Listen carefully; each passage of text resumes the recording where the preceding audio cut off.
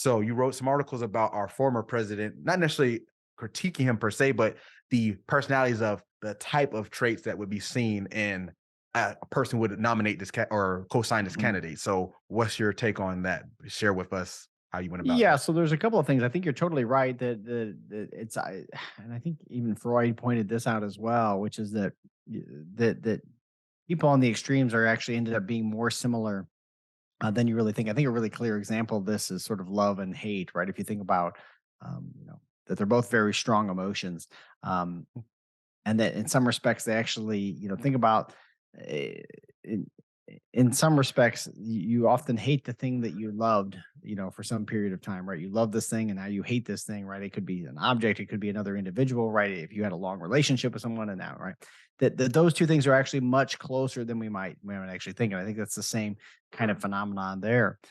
In thinking about political candidates, one of the things that's really interesting is the tendency to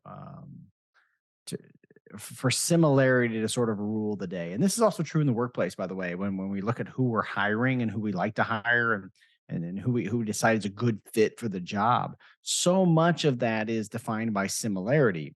And there's lots of ways you can define similarity. Similarity sometimes is based on how we look and how we dress and all of those kinds of things, sort of superficial features, but there's also the psychological similarity.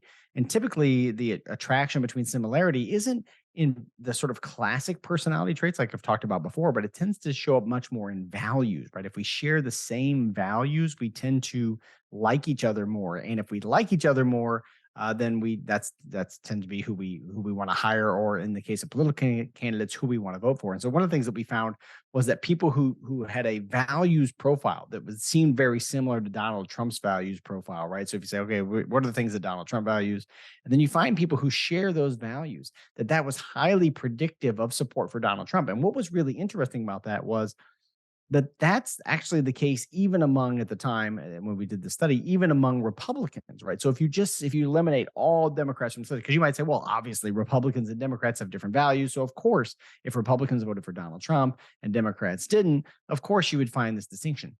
But what was really interesting is if we said, no, no, just among Republicans, because at the time Donald Trump was a pretty controversial nominee, even among Republicans. Uh, Republicans who shared the values that were more similar to Trump's were far more likely to prefer Donald Trump as their candidate than Republicans who did not. So, and it's not just a Donald Trump phenomenon. It's not just a Republican phenomenon. This is also true for Democrats as well, I'm sure.